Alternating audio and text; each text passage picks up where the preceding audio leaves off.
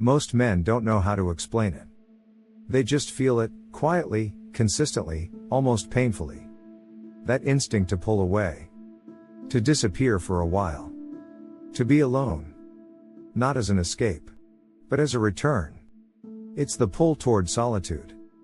The ancient masculine instinct every man carries, even if the world keeps trying to convince him that wanting space means something is wrong with him.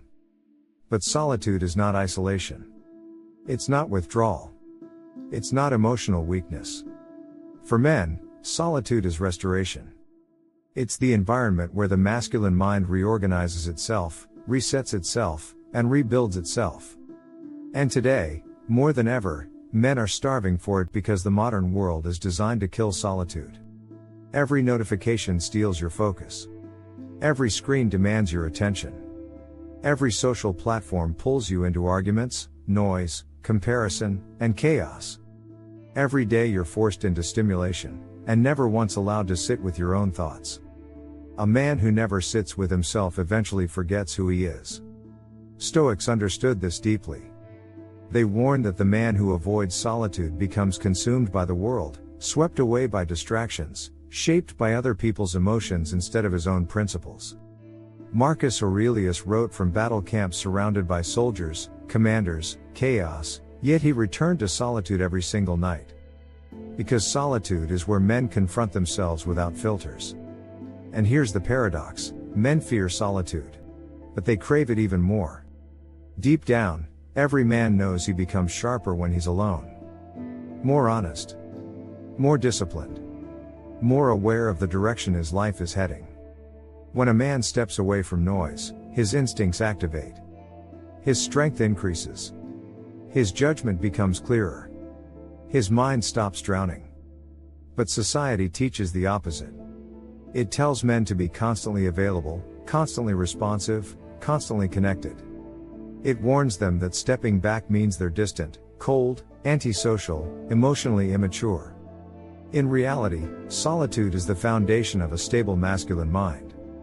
Because when a man is alone, he can no longer hide from himself. He sees the truth he avoids in crowds. He faces the goals he hasn't pursued. He recognizes the habits that are destroying his potential. He hears the internal voice that gets drowned out by the world, the one that says, "This isn't who you're supposed to be." That voice only appears in solitude. This is why great men, throughout history, all had a relationship with silence: warriors before battle, kings before decisions, philosophers before writing, leaders before action. They all stepped away before stepping forward. Modern men are collapsing under invisible pressure because they're never left alone long enough to decompress. They're overstimulated, mentally crowded, and emotionally cluttered. Most men today don't need more motivation. They need silence. Silence to think. Silence to breathe. Silence to plan. Silence to remember what they stand for. Because when you strip a man away from noise, he returns to instinct. He returns to clarity. He returns to strength he didn't know he had. Solitude doesn't make a man distant. It makes him capable. It makes him the kind of man who can walk into a room and not be shaken. The kind of man whose mind isn't scattered.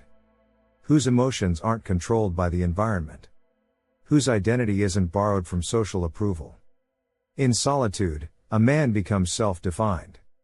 The world tries to shame men for wanting space, because a man who knows himself is much harder to manipulate. He isn't swayed by trends, pressure, or opinions. He chooses his circle carefully. He speaks with intention. He acts with direction. He steps into life with a stillness that people rarely understand but always feel. If you feel the instinct for solitude growing stronger, don't fight it. Don't apologize for it. Don't let others guilt you into abandoning it. You're not broken. You're not cold. You're not emotionally unavailable. You're a man whose mind is asking to breathe. Honoring that instinct is not selfish, it's essential. It's how you rebuild your discipline. How you regain your power. How you hear your own voice again. How you stop living reactively and start living intentionally. Solitude doesn't disconnect you from the world, it reconnects you to yourself. And a man who is connected to himself becomes unstoppable.